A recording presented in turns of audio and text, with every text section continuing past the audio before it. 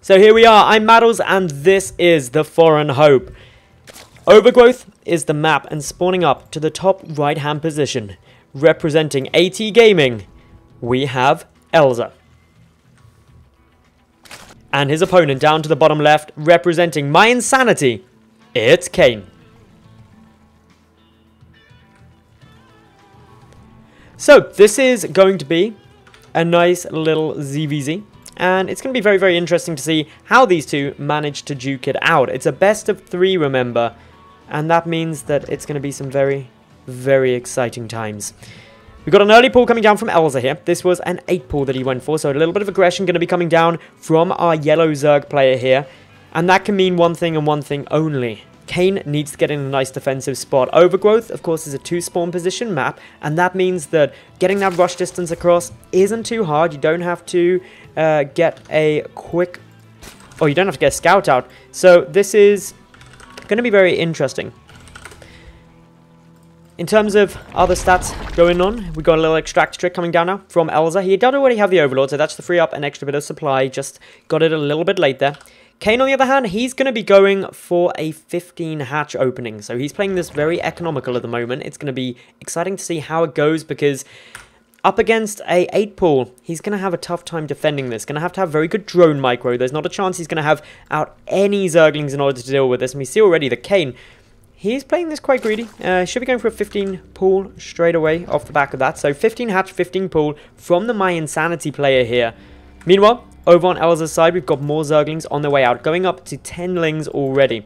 First Kane's going to see if that is coming through any moment now. The Overlord coming on through, sees these lings making progress. And this is where Kane has to make some quick decision making. Does he keep the hatchery? Most likely, yes, because there's 2 choices for Elazer as he comes through here. He can go for the hatchery, force a cancel on that, but that gives Kane enough time to get down his spawning pool. Alternatively, he goes for the drones.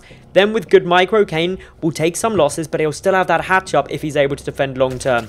The important thing that's being seen is the fact that more lings while coming across. Kane also confirms the fact that a hatchery is on its way. Elazer, focusing down this hatch at the moment, isn't taking too much damage. He'll wait till the last possible second to cancel, knowing that there's enough lings coming across that there's no way it could survive. He's going to let it finish, buys himself a bit more time. Does mean that he'll lose 300 resources, but it means the broodlings will also come out. Buys a bit of time, gets an extra lava, a couple more lings going to be coming on through. Kane immediately moving up, controlling the broodlings independently to try and focus down some of these lings. Lings of his own now out on the field. Overall, it's 8 lings up against 12. A queen is out at the moment as well for Elazer, thanks to that 8 pull. He had access to it sooner. Kane trying to pull back, trying to micro his drones, minimize the damage that he takes. Is still up in terms of the drone count, 16 to 13, so not all is lost. He's got his own queen out now, injecting, gonna get a little bit of extra damage out. Behind this, Elazer, not getting out any more lings for the moment.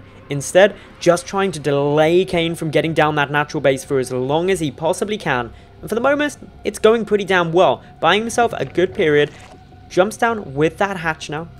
Elazer pulling on back. He's got his own natural hatchery nearly finished. And remember, he's dealt 350 resources worth of damage. Not bad starting out this game. Drone count's pretty level. Overall link count is slightly in favor of Kane here. So he's going to take an advantageous trade there, dealing a little bit of damage back to his opponent, getting a few more lings as well as the retreat tries to come through from Elazer. It may seem really small, but this is really significant. Kane now has the ling advantage, and that may force Elazer, as we see now, to produce a couple of Zerglings to defend. Getting a few of those lings out means that lava are not being spent on drones, really helping Kane stay level in the drone count for as long as possible. Couple more lings trying to make their way through. Kane running straight up into the main base of his opponent. Wants to be getting some scouting information. Goes for the fight, actually, realizing that he's got the advantage in the ling numbers. Just trades out evenly thanks to positioning. It was Elazer who was able to take a nice fight there, but still the scout comes down. The threat of further ling attacks for the moment neutralized. As Elazer gets the final Zergling. Kane at the moment checking. Obviously bringing down a queen. Got his natural base down. He's going to be injecting nicely as this continues on. If we take a look at the overall drone count, this is the most important thing to be keeping an eye on at the moment. It's currently tied very, very equal. Elazer going to pull slightly ahead just thanks to having this natural base down. Other important things to note is the gases. The gas already down at the moment for Elazer. He's had it for quite a while. He's already started zergling speed before Kane has even got 100 up. But what Kane is doing is a risky move, taking his third. Knows that his natural was quite a bit later, but still wants to try and level it out in terms of the overall economy. So he's taken later gases in order to be able to afford a quicker third hatchery. The downside is it's a vulnerability if Elazer decided to try and attack it, but he's not going to. Instead, he goes to take his own third. It can be seen by Kane with this great overlord position, and that buys a lot of time. Queen's coming over, and Elazer may actually end up losing an overlord here. He is going to lose that, and this is frustrating. It's going to be a little bit of damage done. More importantly, it means that another one will have to get made. That's an extra 100 minerals goes down. It will supply block Elazer too, and that's going to end up being about a 18-second delay in terms of any further production. So, Lings now bounding their way through. Elazer currently sitting up quite comfortably at 38 drones. He's also got a good number of Lings out on the field, 23. Speed is soon to be kicking in, and he's going to be gunning towards this third base. If he's able to take it down, it means that quite obviously he's going to get a nice position. He's already ahead in terms of the natural base timing, and if he's able to get the third base advantage as well, it will put Kane in a really awkward position in terms of his economy and production ability. Now Kane, getting down the double upgrades. His Rotron is not yet done. He does, however, have 2 queens sitting pretty to block off this natural ramp. His third base, though, is going to look to be in some problems. This is a lot of Zerglings. Kane has only got 2 of his own out, and those 4 queens. Although, it's the natural base, which we see at the moment Elazer going to be going for. Transfuse comes down on this queen, buys a bit more time. Unfortunately, the Lings are able to sneak on through. This is going to get a lot of damage. Transfuse is trying to go on the queens, but already the Speedlings are now in the natural base. Drones taking considerable amounts of damage. Those numbers racking on up very quickly. Elazer may have just breached and got himself into a mighty fine spot. There's 9 roaches about to pop on out for Kane, but is it too little, too late? The Lings should get taken down efficiently, but we see many drones getting taken out. 24 now killed. He is just over half the drone count of Elazer.